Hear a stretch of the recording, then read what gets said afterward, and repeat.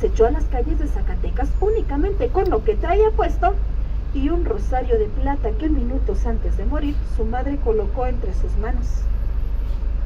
Caminó por estas calles en la búsqueda de una sola cosa: sobrevivir. El frío y el hambre inmediatamente hicieron presa de este pobre niño. Pensó en vender el rosario, pero deshacerse de aquello no le era posible. Sin embargo, eras niño muy inteligente, como aquí se alcanza a ver. Decidió que quizás lo mejor que podía hacer era entrar a un convento. E ingresó a el convento de los dominicos. Ahí los monjes le dieron cobijo, alimentación y educación. Ese niño tan listo, tenían que aprovecharlo. Familia, a su lado derecho, de color amarillo, el convento de los dominicos. Hace esquina con su templo. Este templo tiene en el interior retablos bañados en oro de 14 quilates al puro estilo barroco, es decir, muy similar a la fachada de catedral. De este templo alcanzan a ver ustedes la ventanita que está entre la torre y la puerta principal que sobresale del árbol. ¿Sí? Qué buena vista, muchas felicidades. No la vayan a olvidar. Y desde aquí alcanzan a ver la aguja más alta del templo de Nuestra Señora de Fátima. Esta lucecita de color naranja. ¿Pues qué creen? Aquellos eran los barrios de San Pedro. Es decir, Martínez queda bajo desde allá hasta acá. Y tan agradecido fue con los monjes que le rescataron que se convirtió en el párroco del templo de Santo Domingo. Alegre y generoso, era de los más queridos por la gente de Zacatecas. 30 años después, sin embargo, el cólera regresó a Zacatecas, y esta vez además acompañada de fiebre tifoidea. Pareciera que la muerte quiere echar raíces entre nuestras calles y callejones. Ante los altos índices de muertes, el padre Martín tomó aquello como una afrenta personal, y todo lo que estaba en sus manos era capaz de hacer con tal de dar a la gente de Zacatecas un poco de consuelo. Misas, peregrinaciones, iba hasta los panteones. Eso hacía que sus jornadas de trabajo fueran tan largas que regresaba después de medianoche hasta su templo. Cuentan que la última noche del mes de octubre, el padre Martín regresó al templo después de las 2 de la mañana. Registró tantas muertes que no podía más, con el cuerpo maltrecho, el espíritu roto y la fe pendiendo de un hilo. Lo único que quería y deseaba era llegar hasta su templo, tirarse del camastro y recobrar un poco de las fuerzas. Pero antes de que pudiera conciliar el sueño, fuertes, contundentes y desesperantes golpes que provenían de las puertas del templo de Santo Domingo le llamaron la atención. Quizás alguna programación que no recordaba de alguna peregrinación. Pese al cansancio, se levantó a ver qué era lo que hacía tanto escándalo. Para su sorpresa, no era más que una mujer con vestido negro y un rebozo que le cubría parte importante del rostro. Al ver que el padre se acercaba, inmediatamente se hincó para rogarle, implorarle, suplicarle que por favor fuera con ella al barrio de San Pedro. Su esposo estaba tan mal que necesitaba un último consuelo. El padre Martín, bien cansado, pero muy acostumbrado a esos menesteres, regresó a su habitación, tomó la estola y su rosario y comenzó a seguir a la mujer, quien al ver que el padre regresaba dio media vuelta y comenzó a caminar. Aunque caminar es una forma de decirlo, estaba tan angustiada que pareciera que volaba. No sintió toda esta calle, que no estaba bonita y empedrada, al contrario, no era más que tierra, y sobre todo tuvieron que subir estos barrios. los barrios más peligrosos de Zacatecas, con callejones tan intrincados que parecen en realidad trampas. De estos barrios, nadie ajeno a las familias podía ingresar y se rumoraba que incluso aún se practicaba el canibalismo. El padre, con un poco de temor, con un viento que le calaba hasta los huesos, quiso seguir a la mujer, quien ya no le dirigió la palabra. Eso era ligeramente extraño, pero la angustia era tan tangible que él incluso se contagió de esa emoción. Para su fortuna, no hubo nada que les impidiera el paso. Llegaron hasta el barrio de San Pedro.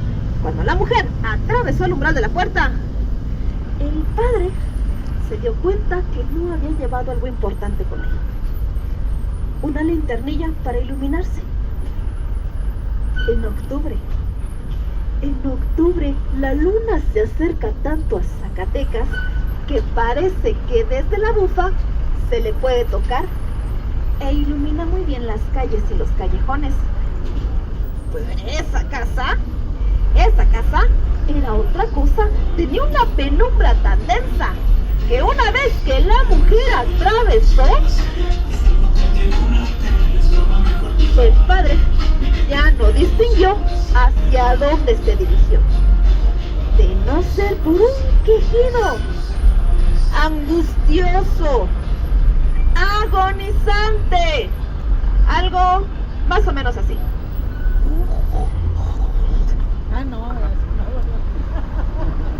El padre es antiguo, digo, ¿sabe qué era eso? Quizás él no se hubiera animado a ingresar. Primero lo hizo. Eran ronquidos más que otra cosa.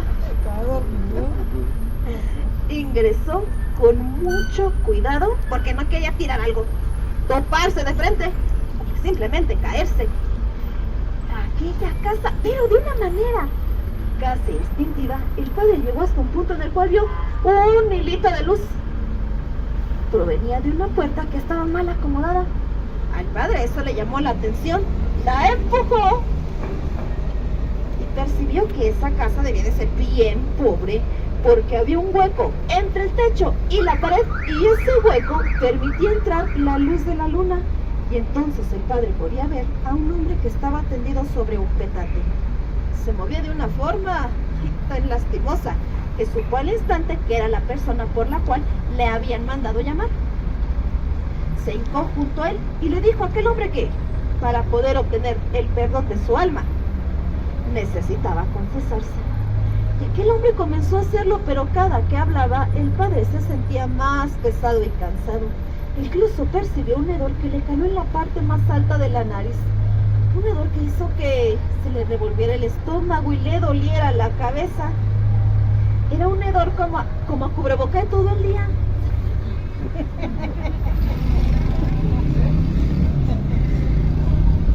Pensó incluso el padre: ojalá que este hombre termine pronto para irme a descansar. Y pareciera que aquel hombre le había leído el pensamiento, porque al instante guardó silencio y comenzó a llorar. El padre vio en eso un símbolo de arrepentimiento.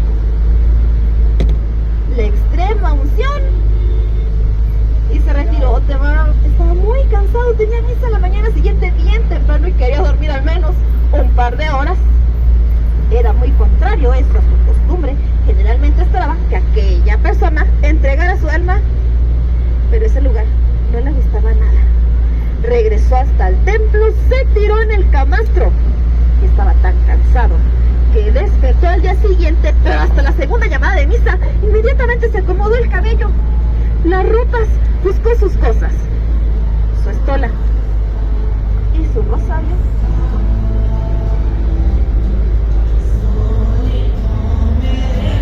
Se dio cuenta que no las tenía con él.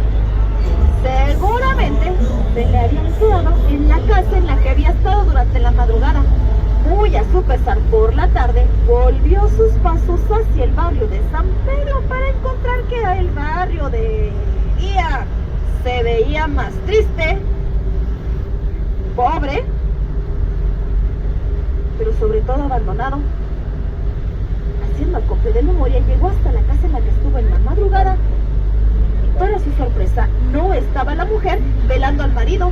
En cambio, había un silencio tan absoluto que le llamó la atención. Él había vuelto por sus cosas, más que la estola que quizás podía reemplazar. Lo que quería de regreso era el rosario de plata de su madre. Tocó aquella puerta con tanta insistencia y la madera estaba tan podrida que simplemente de un golpe se vino abajo. Entonces el padre pudo ver por primera vez el interior de aquella casa y encontró que el techo estaba en el suelo. Claro, pensó el padre, pues ante la emergencia seguramente tuvieron que irse pues de manera intempestiva. Familia, el templo de Nuestra Señora de Fátima y la antigua casa de gobernadores al puro estilo de palacete francés. Este espacio el día de hoy es el Museo Francisco Goya. Y si estamos cerca del templo de Fátima, ¿por dónde creen que andamos? Estos eran los barrios de San Pedro. Esto era la orilla sur de Zacatecas en el 1800. Hasta acá estaba el padre Martín, rogando a los cielos que estas personas le hubieran dejado ahí sus cosas. Con esa esperanza evadió todos los escombros, llegó nuevamente hasta la puerta mal acomodada, la empujó y percibió que ese espacio estaba también diferente. No había huella del hombre del petate, ni siquiera las suyas. Atención, hacia el fondo el cerro de la Bofa, enmarcada con el acueducto El Cubo, la obra hídrica más importante de su tiempo. Del otro lado van a encontrar la antigua plaza de toros de San Pedro. El día de hoy, un hotel único en el mundo. No hay nada igual a el Hotel Quinta Real. Tiene premios internacionales porque nada de la plaza se derribó, todo se aprovechó. Los palcos privados son las habitaciones principales, el ruedo se conserva y ahí se llevan a cabo festejos y celebraciones especiales. Este es el espacio en el cual entraban los toros antes de la faena. Tiene restaurante y bar, lo que nos da la oportunidad de conocer este espacio por dentro, salvo que ustedes se hospeden en este hotel. Se llena. ¿Sí? A su lado izquierdo van a encontrar el monumento al general Jesús González Ortega, héroe durante la Guerra de Reforma y la intervención francesa. Engalana el Parque Enrique Estrada, también conocido como el Parque del Caballito, el Parque Sierra de Alica y el Parque de San Andrés, porque a ciertas horas de la noche entran dos. ¡Ay, qué bien saben! Por eso, porque estás primero, ¿verdad?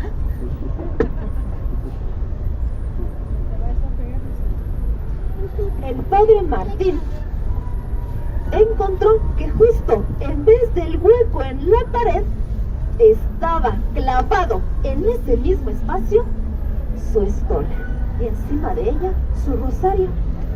Tomó el rosario, pero notó que tenía una patina ennegrecida, como si esa plata no se hubiera tocado por años.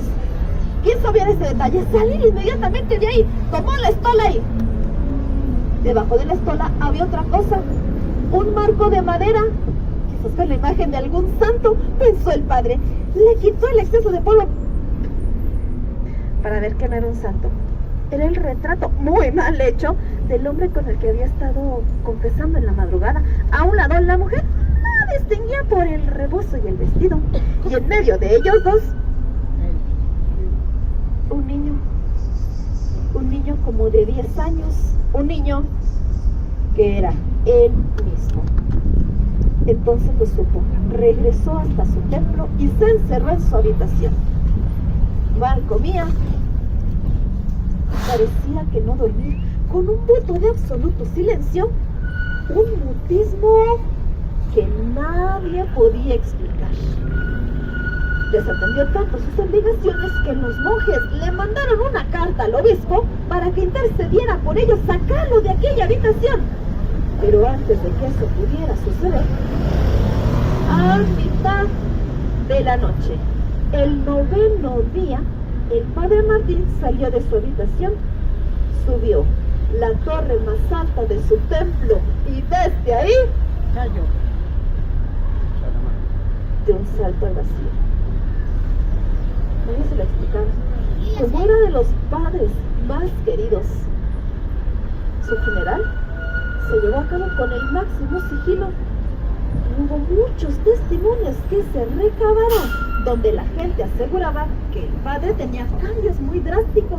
Pareciera que le hubiera crecido una joroba en tan solo 9 días. Su cabello se había vuelto completamente blanco y su piel pegándose tanto a los huesos que no parecía un hombre de 40, sino de 100 años. Pero además esa decisión no tenía sentido.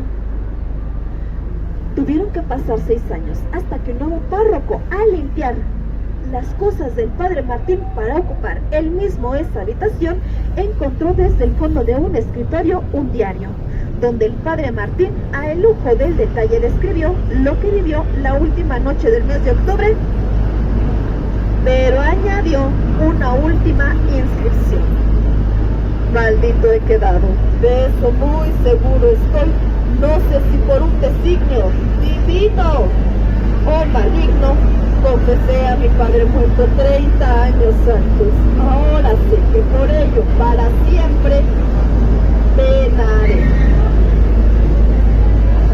¿Recuerdan la ventana? Cuentan que la última noche del mes de octubre, fecha en el cual el velo de las ánimas se rompen y vivos y muertos conviven por igual, en esa ventana se alcanza a ver la figura de un monje que quizás sea el padre Martín, esperando una última confesión, quizás la de él mismo o quizás la de alguno de ustedes. ¿Cómo andan de almas? ¿Qué tal los pecados? ¿Todo bien? ¿Todos cumplidos?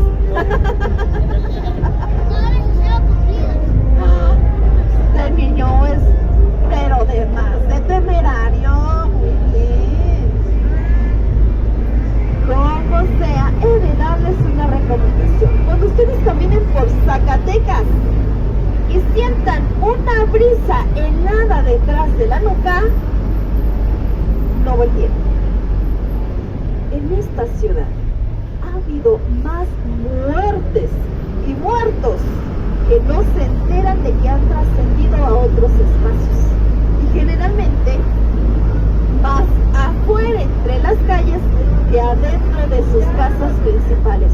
No en balde, la batalla de Zacatecas reportó más bajas en toda la revolución.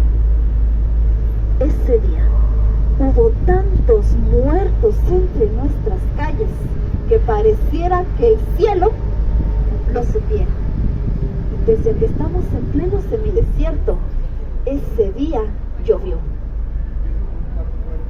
La sangre quedó tan impregnada en las baldosas que tardaron 2 semanas completas en limpiarse por completo. De hecho, dicen los que saben de entidades que el frío de Zacatecas no es necesariamente por la altura, sino por todos aquellos seres que aún vagan sin saber que están muertos. Pero aquí todos vivos, ¿verdad? Menos mal. Como pueden ver, hemos hecho un circuito con